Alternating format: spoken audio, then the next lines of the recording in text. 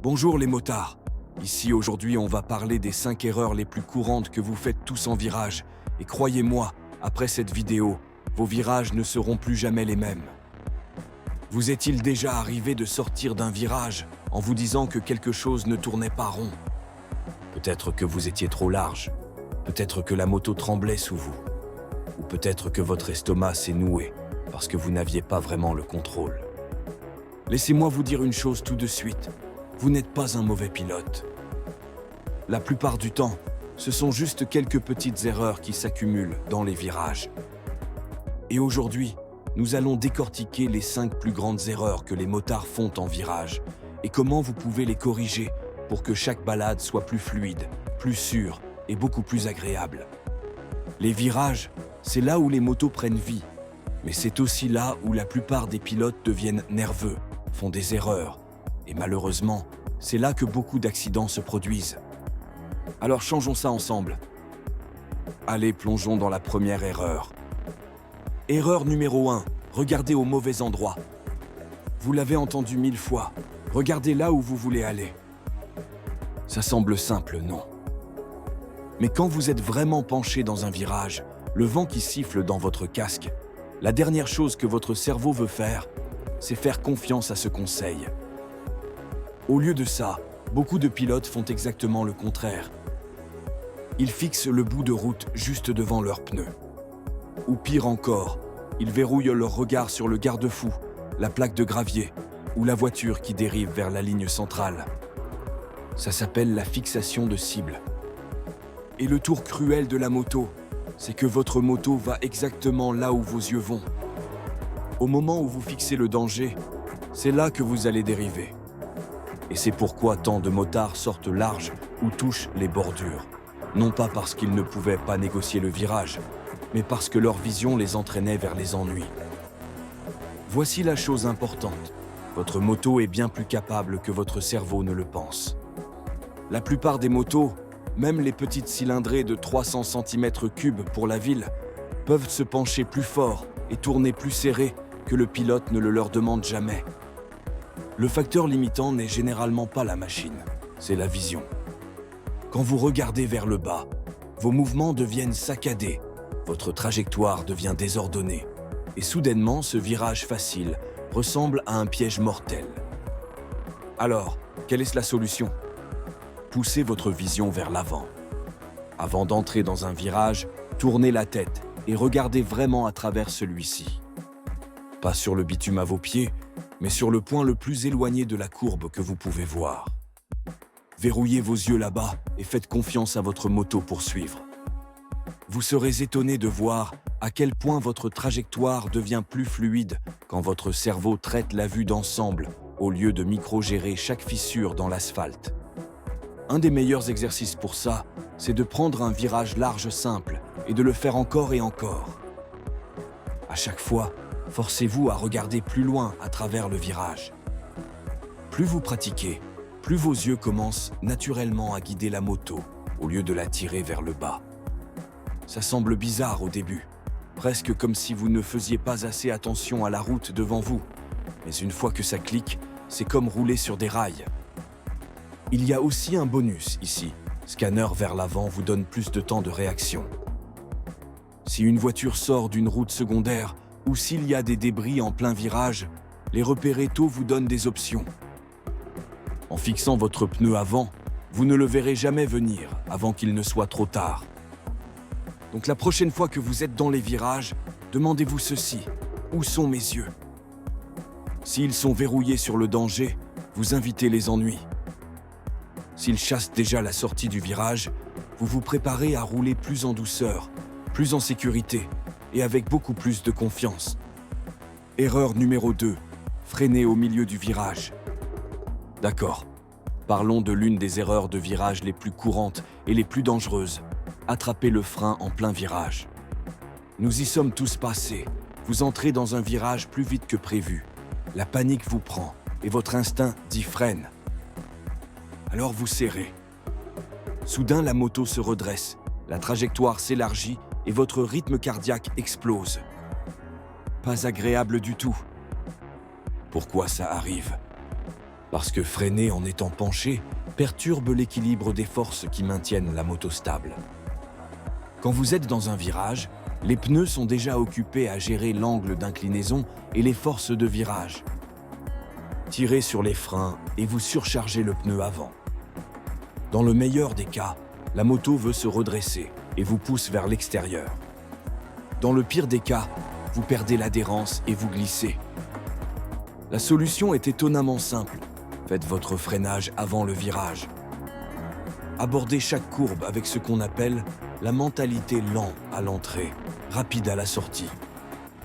Cela signifie que vous éliminez l'excès de vitesse pendant que la moto est encore droite en ligne droite. Une fois que vous vous penchez, la moto devrait déjà être à une allure que vous êtes à l'aise de maintenir tout au long. À partir de là, c'est l'accélérateur, pas le frein, qui maintient la stabilité. Pensez-y comme ça, les freins sont pour la préparation, l'accélérateur est pour la stabilité. Une fois penché, même simplement en maintenant un peu d'accélérateur constant, le poids reste planté sur la roue arrière et la suspension équilibrée. Couper ou attraper le frein à l'intérieur du virage fait le contraire, ça déstabilise tout. Voici un exercice. Choisissez un virage que vous connaissez bien. En approchant, freinez consciemment un peu plus tôt que vous ne pensez en avoir besoin. Faites tout votre ralentissement en position droite, puis penchez-vous. Concentrez-vous sur le maintien ou l'ouverture douce de l'accélérateur tout au long. Faites-le quelques fois et vous remarquerez à quel point le virage entier semble plus calme et plus fluide. Maintenant, cela ne veut pas dire que les freins sont totalement interdits en plein virage. Conducteur, cette erreur, tout le monde l'a fait au moins une fois. Les pilotes avancés utilisent quelque chose appelé freinage traîné, en effleurant légèrement le frein avant pendant qu'il se penche. Mais ce n'est pas quelque chose dans lequel vous sautez tout de suite. Pour la plupart des pilotes, la règle d'or est celle-ci. Frein avant le virage, accélérateur à travers le virage. Engagez-vous dans cette habitude et vous arrêterez instantanément de ressembler à un débutant qui combat la physique. Au lieu de ça, vous glisserez à travers les virages comme si la moto était faite pour ça, parce qu'elle l'est. Erreur numéro 3. Bras rigides et poigne de mort. Si je pouvais pointer une chose qui fait que les nouveaux pilotes ont l'air mal à l'aise sur une moto, c'est celle-ci, la poigne de mort. Les mains verrouillées autour du guidon, les bras raides comme de l'acier, le corps tendu comme si la moto allait les faire tomber. Et ironiquement, cette tension est exactement ce qui fait que la moto semble instable en premier lieu. Voici le truc, une moto est une machine brillamment conçue. La géométrie de la fourche, l'effet gyroscopique des roues et la suspension travaillent tous ensemble pour la garder stable, même quand vous heurtez des bosses ou des secousses. Mais quand vous vous agrippez au guidon avec des bras rigides, vous combattez cette stabilité naturelle. Chaque petit tremblement se transfère directement dans votre corps et votre tension le renvoie directement dans le guidon. C'est comme ça que vous vous retrouvez avec des oscillations, de l'instabilité et cette sensation de ne pas être en contrôle. La solution, détendez-vous. Vos mains devraient guider le guidon, pas l'étrangler. Pensez ferme mais détendu, comme tenir un tournevis, pas comme s'accrocher au bord d'une falaise. Vos bras devraient être légèrement pliés, les coudes détendus, les épaules relâchées. Au moment où votre haut du corps se tend, la moto devient nerveuse. Où devriez-vous vous soutenir? Avec votre tronc et vos jambes. Serrez doucement le réservoir avec vos genoux, engagez votre tronc et laissez vos bras flotter. Cela enlève le poids de vos mains et libère le guidon pour faire son travail. Un excellent moyen de vous vérifier est de remuer vos doigts en roulant. Si vous ne pouvez pas, vous tenez trop fort. Une autre astuce, la prochaine fois que vous passez un virage, concentrez-vous sur le fait de laisser la moto se pencher sous vous au lieu de la forcer. Vous serez surpris de voir à quel point la conduite est plus fluide quand vous ne la maîtrisez pas de force. Pensez aux pilotes professionnels. Ils ne luttent pas avec la moto, ils dansent avec elle. Leurs corps bougent avec fluidité, leurs bras restent détendus et la moto trace la ligne pour laquelle elle a été conçue. Vous n'avez pas besoin de piloter comme en MotoGP, mais vous pouvez voler ce principe. Détendez-vous. Croyez-moi, quand vous arrêtez de serrer le guidon à mort, vous arrêtez instantanément de ressembler à un débutant nerveux. Au lieu de ça, vous ressemblez à un pilote qui sait que la moto l'a à l'œil et cette confiance se voit dans chaque virage. Erreur numéro 4. S'asseoir au mauvais endroit. D'accord, parlons de la position du corps. La plupart des pilotes sous-estiment à quel point l'endroit où vous vous asseyez et comment vous bougez sur la moto affecte les virages. Et honnêtement, c'est l'un des indices les plus faciles que quelqu'un est nouveau dans la conduite. Si vous êtes assis bien droit au milieu de la selle, que vous vous penchez tard ou que vous ne déplacez pas du tout votre corps, vous faites essentiellement faire tout le travail à la moto. Et bien que les motos modernes soient incroyablement tolérantes, elles se sentiront beaucoup plus stables si vous les rencontrez à mi-chemin. Pensez à ça quand vous et la moto vous penchez ensemble, vous partagez la charge de travail. Les pneus n'ont pas à creuser aussi profondément, la suspension semble moins sollicitée et soudainement le virage semble plus fluide. Mais quand vous restez raide, centré et droit, vous dites essentiellement « Hé moto, gère ça toute seule ». C'est à ce moment-là que les choses commencent à sembler instables. Maintenant, je ne dis pas que vous devez aller complètement comme Marc Marquez et vous accrocher sur le côté de la moto avec votre genou qui gratte l'asphalte. Ce n'est pas le MotoGP ici. Mais même un petit ajustement, comme glisser vos fesses d'1 centimètre vers l'intérieur, baisser votre épaule intérieure et pencher votre tête dans le virage fait une énorme différence. Cela déplace votre centre de gravité juste assez pour aider la moto à se pencher avec moins d'effort. Et quand la moto travaille moins, vous vous sentez plus en contrôle. L'un des meilleurs exercices que vous pouvez essayer est ce que j'appelle la chute d'épaule. La prochaine fois que vous prenez un virage, baissez consciemment votre épaule intérieure vers le virage. Gardez votre genou extérieur bien serré contre le réservoir pour la stabilité et laissez votre corps s'incliner légèrement dans le virage. Vous sentirez instantanément la moto se stabiliser comme si elle traçait la ligne plus naturellement au lieu d'être forcée. Une autre grosse erreur est de se cramponner à la selle avec vos fesses, comme si c'était collé là. Les pilotes qui font ça finissent raides, maladroits et saccadés dans les virages. La solution est d'apprendre à déplacer votre poids juste un peu avant de vous pencher. Glissez tôt, établissez votre position corporelle, puis penchez-vous. Quand vous faites ça, la moto bascule de manière plus prévisible et vous arrêtez de sentir que vous êtes juste là pour la balade. Si vous voulez la preuve de l'efficacité de ça, regardez simplement n'importe quel pilote expérimenté dans les virages. Ils ne combattent pas leur moto, ils coulent avec elle. Leur tête est alignée avec les rétroviseurs, leurs épaules sont inclinées, leurs hanches sont détendues et tout semble fluide. Ce n'est pas juste du style, c'est du contrôle.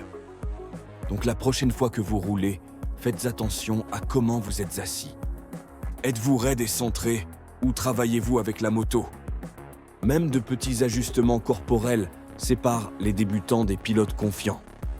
Parce que quand votre corps et votre moto sont en synchronisation, les virages arrêtent d'être intimidants et commencent à devenir addictifs.